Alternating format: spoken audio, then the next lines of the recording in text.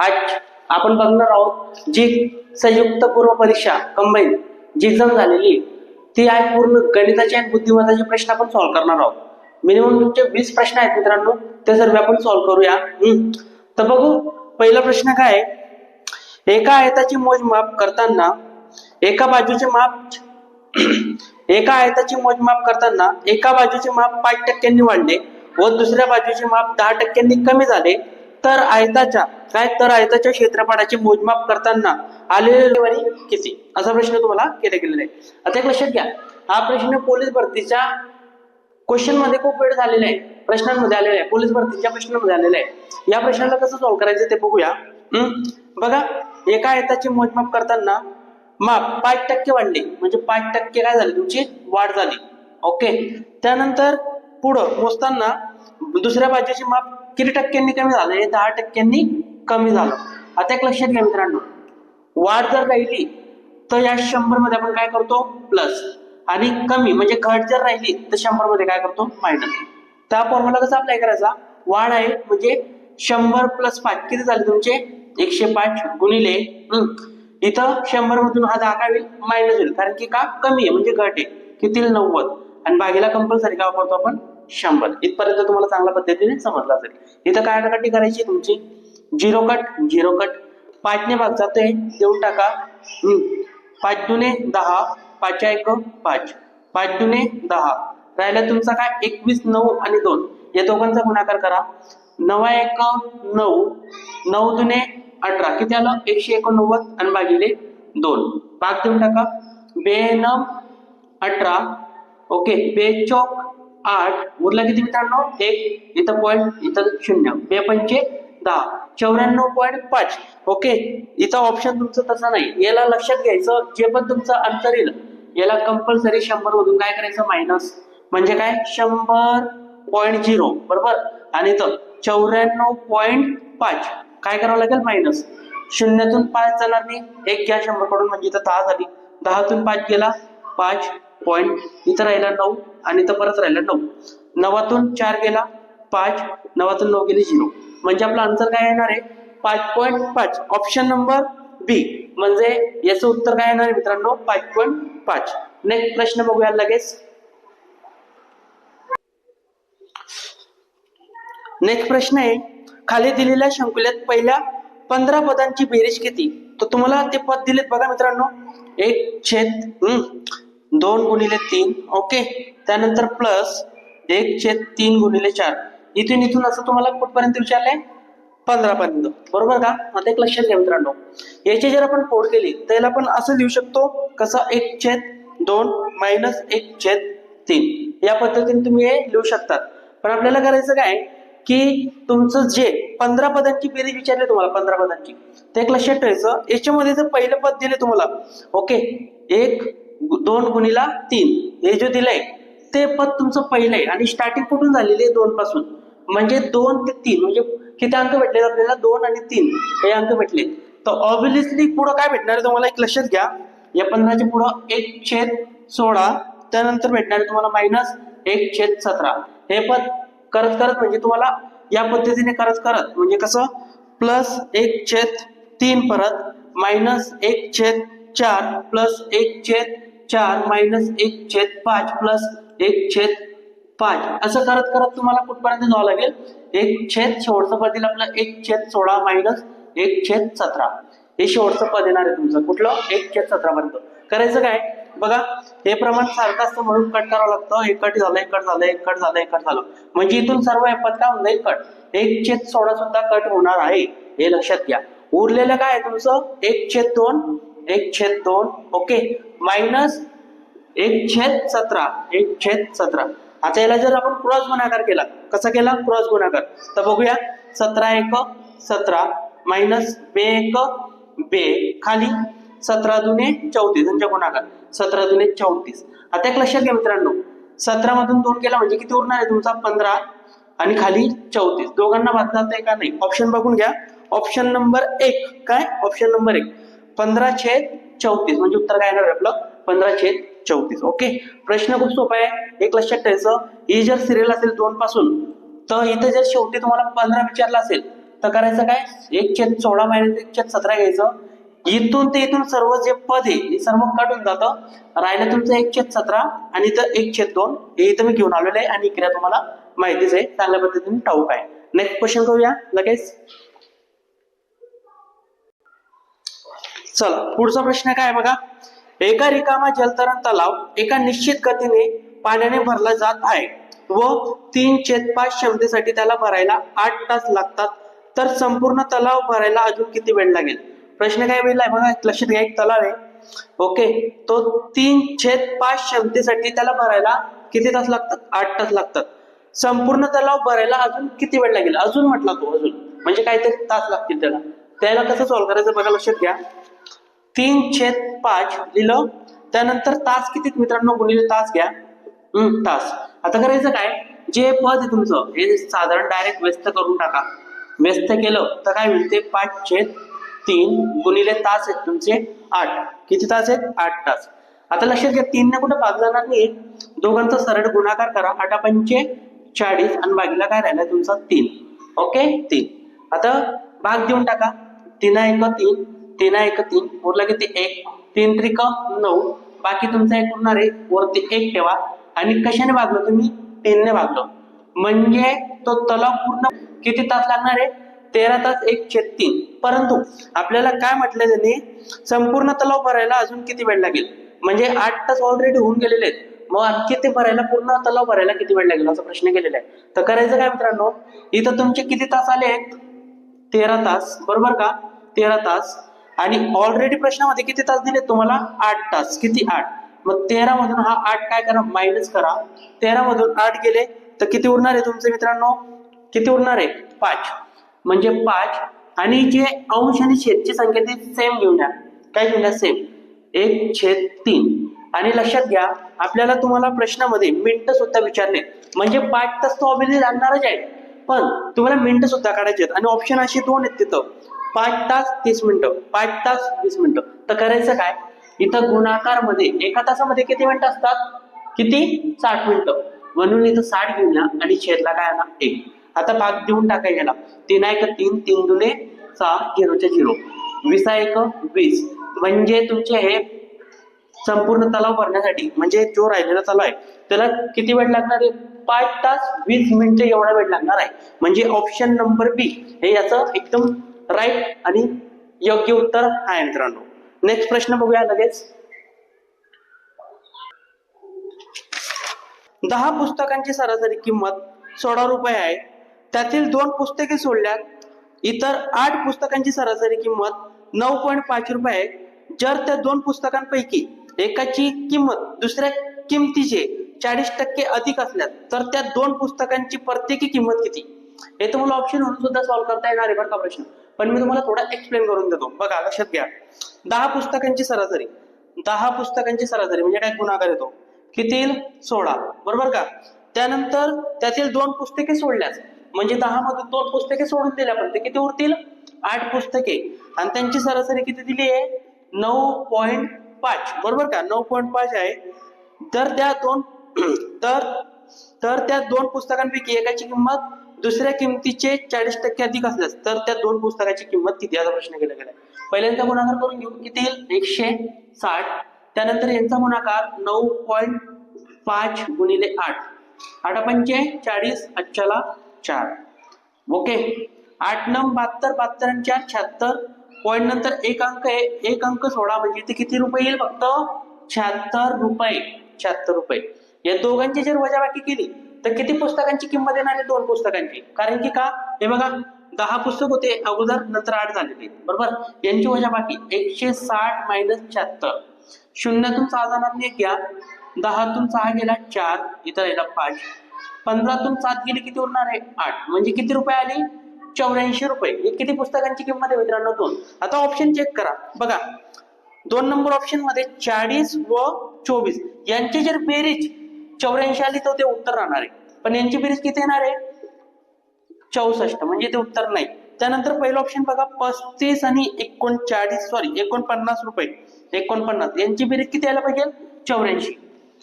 9 आणि 5 किती झाले, 14, इथं 4 = 1, 4 आणि 3 7, 7 आणि 1 8, म्हणजे आलं बरोबर 84 रुपये. म्हणजे उत्तर काय नाही तुमचं 1 नंबरचं. ओके, 35 व 49 रुपये. हा प्रश्न व्यवस्थित समजला असेल. ओके, नेक्स्ट प्रश्न करूया लगेच. चला, पुढचा प्रश्न आहे, एका कंपनी इलेक्ट्रिक उपकरणाची निर्मिती करते. म्हणजे एक कंपनी आहे, ते इलेक्ट्रिक उपकरणाची निर्मिती करते. त्या उपकरणाची किंमत ठरविताना कंपनी स्वतःसाठी 10% नफा व घाऊक व्यापारासाठी 20% नफा व किरकोळ व्यापारासाठी 30% नफा अंतर्भूत करते. तर त्या उपकरणासाठी ठरवलेली किंमत त्याच्या निर्मिती मूल्यापेक्षा किती टक्क्यांनी जास्त आहे. आता एक लक्षात घ्या मित्रांनो, या प्रश्नामध्ये तुम्हाला टक्केवारीचा प्रश्न हा विचारला गेलेला आहे. एक लक्षात घ्या बघा, सर्व टक्केवारीमध्ये सर्व ठिकाणी नफा नफा नफा नफा हा शब्द दिसतोय, बरोबर आहे ना. नफा नफा हा शब्द दिसतोय. जर नफा राहिला, लक्षात घ्या नफा राहिला, तर 100 मध्ये आपण काय करतो प्लस. 100 मध्ये काय करतो प्लस. तर तसंच करायचंय.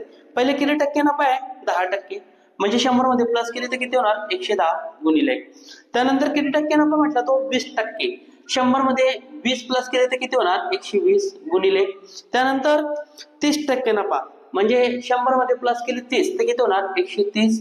आणि एक लक्षात घ्या, जर 3 वेळेस टक्केवारी आली, काय म्हटलं मी 3 वेळेस, म्हणजे पहिले 10%, त्यानंतर 20%, त्यानंतर 30%, अशी टक्केवारी आली तर भागीला 2 वेळेस 100 वापरा. किती वेळेस 100 वापरा 2 वेळेस. इथं 2 वेळेस. ऍक्च्युली आपण इथं 3 वेळेस वापरू शकतो, पण इथं एक 100 वापरावा लागतो. तो ऍक्च्युली रिअल मध्ये कट होऊन जातो बघितला तर त्यासाठी काय करायचं, टक्केवारी 3 वेळेस आहे म्हणून भागिले 2 वेळेस 100 वापरावं. एवढं तुम्ही समजून घ्या. चला कटाकटी करूया. आज 0 कट 0 कट 2 झाले. हा एक कट झाला, हा एक कट झाला, हा एक कट झाला, हा एक कट झाला. राहिला तुमचा गुणाकार, सर्वांचा गुणाकार होईल आणि भागिले काय उरलाय 10 उरलाय. यांचा गुणाकार करूया सर्वांचा. नाही तर ऍक्च्युली काय करा, भाग देऊन टाका, सोपं जाईल. इथं 2 ने भाग जाते, देऊन टाका. 2 पंचे 10, 2 सक 12. आता 5 कुठं भाग जाणार नाही, सरळ गुणाकार करा. पण इथं समजू शकता मित्रांनो काय, की इथं आपला 5 भागीला आहे, म्हणजे 100% ऑप्शन पॉइंट मध्ये, म्हणजे आपला आन्सर पॉइंट मध्ये जाणार आहे. आणि तिथं एकच असा आन्सर आहे की ते पॉइंट मध्ये 71.6, म्हणजे उत्तर असणार आहे 100%. जर तुम्हाला काही डाऊट असेल तिथं सॉल्व्ह करून घेऊ. 11 सक 66 आणि गुणिला 13. चला गुणाकार करा. 3 सक 18, अच्छा राईट, 3 सक 18 आणि 19, इथं 0. 6 1 6, 6 1 6, यांची बेरीज 8 9 आणि 6 15, अच्छा राईट, 6 7 8, किती आलं 858 आणि भागीला राहिला 5. 5 1 5, किती उरणार आहे 3. 5 7 35, ओके. 5 1 5, किती उरतील मित्रांनो 3, इथं पॉईंट 0. 5 सक 30, किती आलं 171.6. आणि याला कंपल्सरी कशामधून मायनस करा 100 मधून, म्हणजे 71.6 हे आपल्याला असणार आहे आन्सर असणार आहे. ओके, चांगल्या पद्धतीने समजला असेल प्रश्न करायचा काय. ओके, नेक्स्ट प्रश्न करूया. चला नेक्स्ट प्रश्न. वर्ष 2024 मध्ये मोबाईल व्यापाऱ्यांची टक्केवारी 43 वरून 65% झाली. 43 वरून किती झाली 65% झाली. तर 43च्या तुलनेत किती टक्क्यांनी वाढ झाली. आता तुलना आहे, काय प्रश्न आहे, तुलनेचा प्रश्न आहे. एक लक्षात घ्या, समजून घ्या प्रश्न. एक कंपनी समजा 43% वरून ती किती वर वाढते 65% वर वाढते. किती टक्क्यावर वाढते 65. तर 43%च्या तुलनात काय म्हटलं, 43%च्या तुलनात किती टक्क्यांनी वाढ झाली असा प्रश्न केलेला आहे. एक लक्षात घ्या, करायचं काय, पहिले इथून बघा 43 वरून किती होते 65, म्हणजे दोघांची सरळ वजाबाकी करा. 65 मायनस 43, ओके. 5च्यातून 3 गेले 2, 6तून 4 गेला 2, किती टक्के आलं 22%, म्हणजे 22% वाढ झाली. पण आपल्याला कोणासोबत कंपॅरिझन करायची आहे 43% सोबत, म्हणजे काय 43 सोबत. मग करायचं काय, हे 22% गुणिले 100 आणि भागीला हा 43. आता एक लक्षात घ्या मित्रांनो, 43 ही मूळ संख्या आहे. याने तुम्हाला कटाकटी करता येणार नाही, भाग जाणार नाही. पण सिंपल मध्ये आपण जर एक लॉजिक लावलं, काय ऑप्शन वरून, इथं पहिले 22% दिले तुम्हाला, त्यानंतर 45% दिले, 51% दिले, 80% दिले.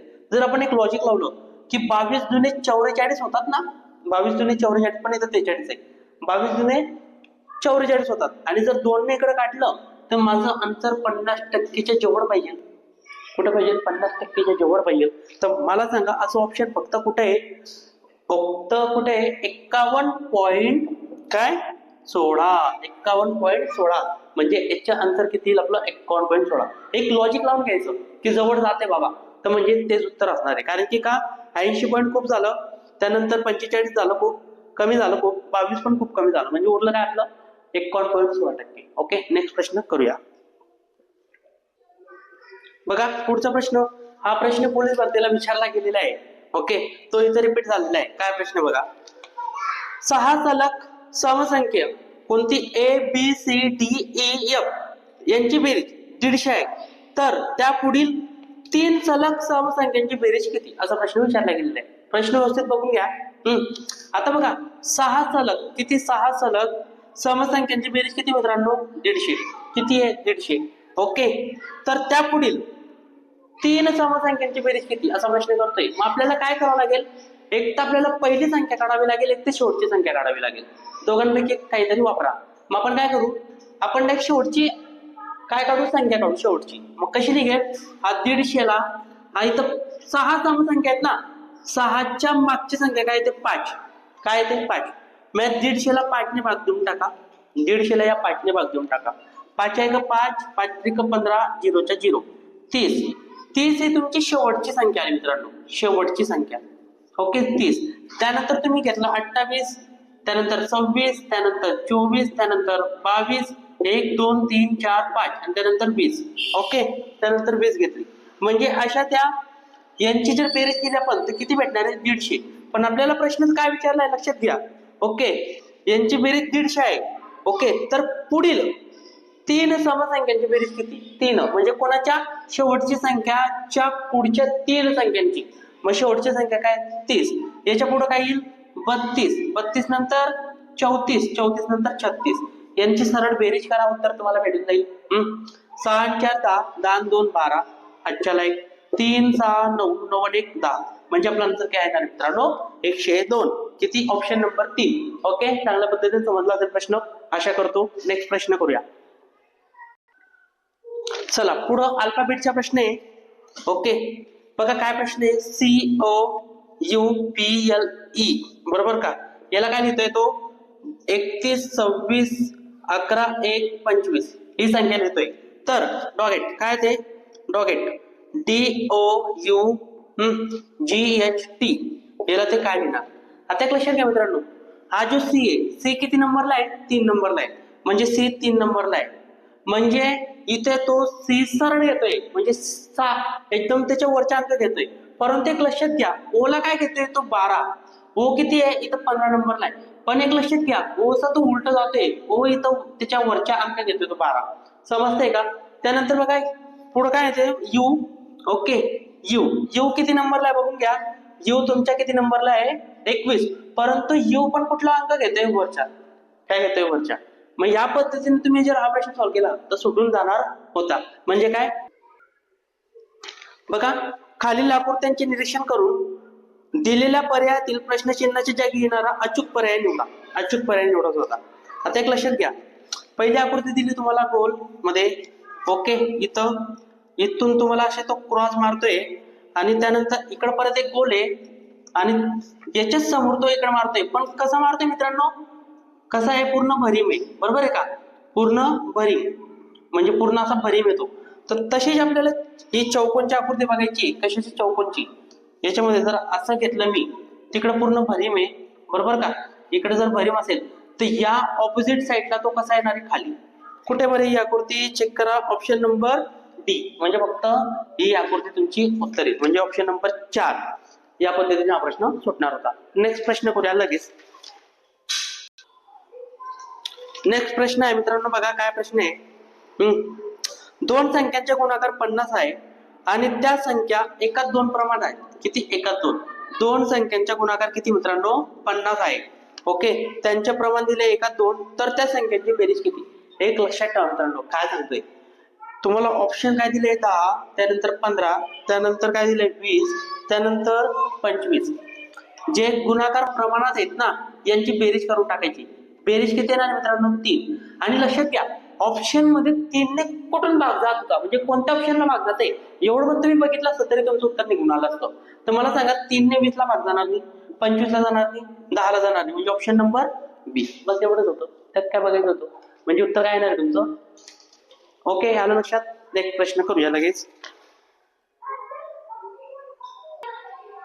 नेक्स्ट प्रश्न, 1 ते 100च्या अंकांमध्ये असे किती अंक आहेत जे 4 ने पूर्ण भाग जाणारे आहेत आणि त्यामध्ये 4 अंक सुद्धा आहेत.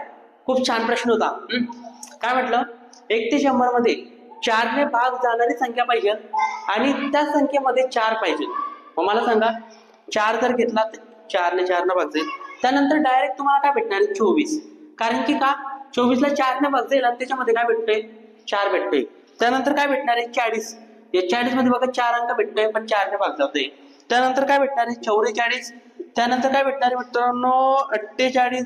त्यानंतर 64. त्यानंतर 84. मग याच्या पुढे काहीच भेटत नाही तुम्हाला.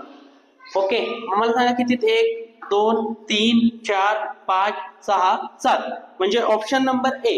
या पद्धतीने हा प्रश्न सॉल्व्ह करायचा होता. खूप सोपा आणि साधा सिंपल प्रश्न होता. नेक्स्ट प्रश्न करूया लगेच.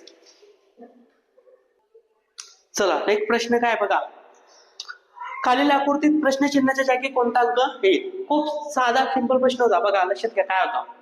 5 आणि 1 दिलाय. 5 आणि 1 किती झाला मित्रांनो 6. 6 चा वर्ग 36. 1 आणि 8 किती झाला 9. 9 चा वर्ग 81. इथं 8 अधिक 6, 8 आणि 6 14. 14 चे वर्ग किती मित्रांनो, किती 196. म्हणजे ऑप्शन नंबर सी. या पद्धतीने हा प्रश्न सॉल्व्ह करायचा होता. नेक्स्ट प्रश्न लगेच करूया. नेक्स्ट प्रश्न आहे बघा, सान्वी जीविकापेक्षा उंच आहे पण निलाशपेक्षा नाही. चैताली निमितापेक्षा उंच आहे पण युविकापेक्षा नाही, तर त्यातील सर्वात उंच कोण. हा प्रश्न होता. बघा समजून घ्या. सान्वी, सान्वी बरोबर का, सान्वी. ओके, जीविकापेक्षा उंच आहे म्हणजे युविकापेक्षा कोण उंच आहे, सान्वी. जीविका खाली येईल, मग जीविका खाली येणार बरोबर का. उंच आहे पण निलाशपेक्षा नाही, म्हणजे सान्वी जो आहे ती ओके निलाशपेक्षा उंच नाहीये. मग निलाश कुठे येणार आहे तुमचा, वरती निलाश बरोबर का, निलाश. त्यानंतर चैताली निमितापेक्षा उंच आहे. आता चैताली जो आहे ती निमितापेक्षा उंच आहे. या तिघांमध्ये कुठंच त्यांचा उल्लेख नाहीये बरं का, लक्षात घ्या. मग तेवढं अंडरलाईन करा. पुढं चैताली निमितापेक्षा उंच आहे पण युविकापेक्षा नाही. आता एक लक्षात घ्या, युविकापेक्षा नाही, कोण उंच नाहीये, चैताली बरोबर का. मी तर कोण येईल तुमची, चैताली खाली येईल, चैताली. ओके, चैताली निमितापेक्षा उंच आहे. निमिता कुठे येणार आहे तुमचं, खाली. निमिता, निमिता उंच नाही. तर यात बरोबर एवढी सिरियल तुमचं होऊन जाते. तर याच्यातील सर्वात उंच कोण, मग मला सांगा याच्यातील सर्वात उंच कोण आहे, कोण आहे, निलाक्ष, म्हणजे option number 1. Option number 1. Okay, next प्रश्न बघूया लगेच. नेक्स्ट प्रश्न बघूया, खालील आकृतीत त्रिकोणाची संख्या मोजा. आता हा प्रश्न तुम्हाला डायरेक्ट विचारला गेलेला आहे मित्रांनो, पोलीस भरतीला पुढेच. काय म्हटलंय, त्रिकोणाची संख्या मोजायची.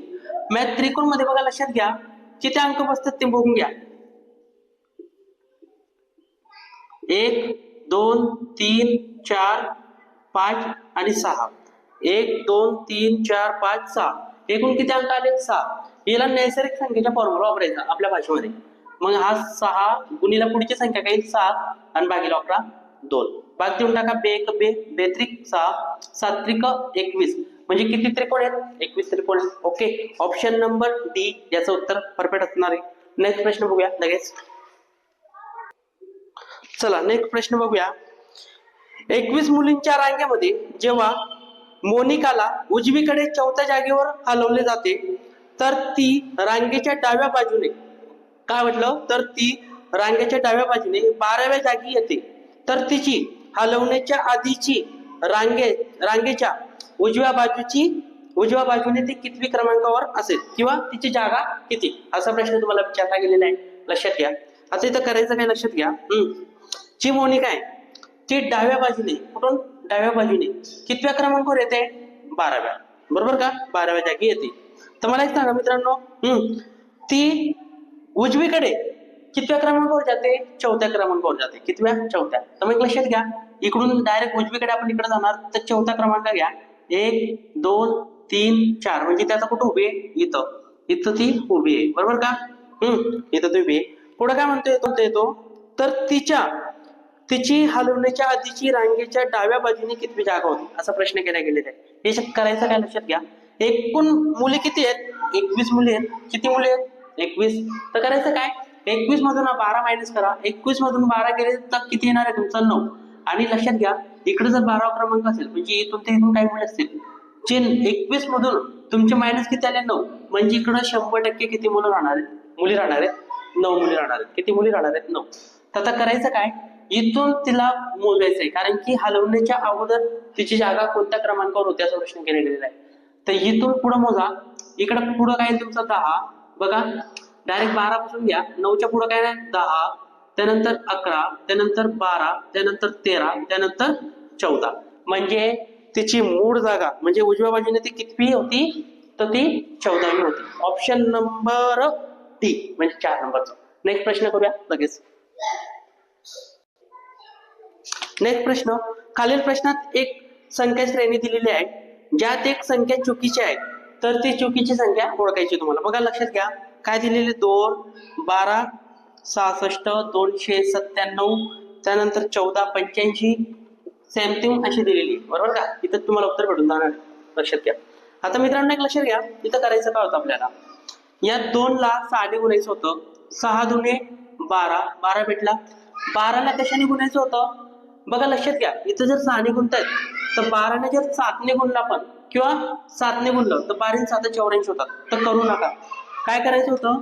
6 मधून 0.5 कमी करायचा होता. म्हणजे 6 मधून जर 0.5 कमी केला मी तर मला काय भेटणार आहे? 5.5. सिंपल लॉजिक आहे ना. म्हणजे अर्धा कमी करायचा होता. मग 5.5 ने जर 12 ने गुणून 66 आलं तर अंतर त्याचं बरोबर आहे. म्हणजे काय करायचं? 6 त्यानंतर 5.5 ने गुणायचं होतं, त्यानंतर 5 ने गुणायचं होतं, त्यानंतर 4.5 ने गुणायचं होतं, त्यानंतर 4 ने गुणायचं होतं. म्हणजे उत्तर ती सिरियलने गुणायच्या होत्या संख्या. तर बघूया, पहिले बघून घेऊ. 12 गुणिले 55 पॉईंट काढून घेतला मी. 12 पंचे 60 0, 12 पंचे 60 यांची बेरीज 0 6 6. पॉईंट नंतर एक अंक होता, 1 काढला, इथं पॉईंट. म्हणजे उत्तर काय येणार आहे माझं? 66. ओके, म्हणजे उत्तर नाही आलं. 66 बरोबर भेटली. आता 66 ला कशाने गुणावं लागेल मित्रांनो? 4 ने, बरोबर का? 5 ने, व्हेरी गुड. कशाने गुणावं लागेल? 5 ने, कारण की 0.5 कमी होतोय. मग मला सांगा, 66 ला जर 5 ने गुणलं तर काय उत्तर भेटेल? 5 × 30, 3, 5 × 30 आणि 3 33, 330 उत्तर यायला पाहिजे होतं. परंतु त्यांनी काय दिलं इथं? 297. म्हणजे याचं तेच उत्तर असणार आहे 297. Option number 3. ओके, काय उत्तर असणार आहे? Option number 3. चला नेक्स्ट प्रश्न बघूया. नेक्स्ट प्रश्न बघूया. बघा, एक्स ची किंमत या प्रश्नामध्ये तुम्हाला शोधायची होती. तर करायचं काय होतं? लक्षात घ्या, इथं काय दिलंय तुम्हाला? 30x. ओके, त्यानंतर 40x बरोबर 38 प्लस x बरोबर. एक लक्षात घ्या, इथं करायचं काय होतं की 30x आपण घेतोय. 30x म्हणजे 30 घेतला, फक्त 40 घेतला. या दोघांची करायची होती बेरीज तुम्हाला. काय बेरीज? आणि याच्यामध्ये x ची किंमत टाका मित्रांनो. काय म्हणतोय? x ची किंमत टाका. आणि x ची किंमत किती असते तर सर्वांना माहिती किती असते? 1. साध्या भाषेमध्ये किती असते? 1. यांची बेरीज किती येईल? 30 आणि 40 70, 70 आणि 71. म्हणजे 71 आपल्याला 1 काढून घेतला तर किती भेटला? 71. पुढं काय करायचं होतं? इथं 38 प्लस इथं 1 दिला होता, बरोबर का? आणि त्याचीच किंमत आपल्याला काढायची होती. तर मला सांगा, जो आपला त्रिकोण आहे तो टोटल किती अंशाचा असतो? 180. मग इथून आपल्याला 180 काय करायचे होते? मायनस. याच्यावर बेस केलं तर मायनस होणार आहे, बरोबर का? 180 मायनस 38. या दोघांची वजाबाकी केली आपण. 38 मायनस करा 180 मधून. 0तून 8 जाणार, 1 घ्या. 10तून 8 गेली 2, इथे राहिली 7. 7तून 3 गेला 4 आणि हा 1. किती आलं? 142. आणि हा भागीला 71. 71 दुने किती होतात? 142. 71 दुने 142. म्हणजे x ची किंमत किती भेटणार आहे मित्रांनो? 2. x ची किंमत किती भेटणार आहे? 2. ऑप्शन नंबर 3 याचं ते एकदम बरोबर उत्तर होतं. नेक्स्ट प्रश्न करूया. चला नेक्स्ट प्रश्न.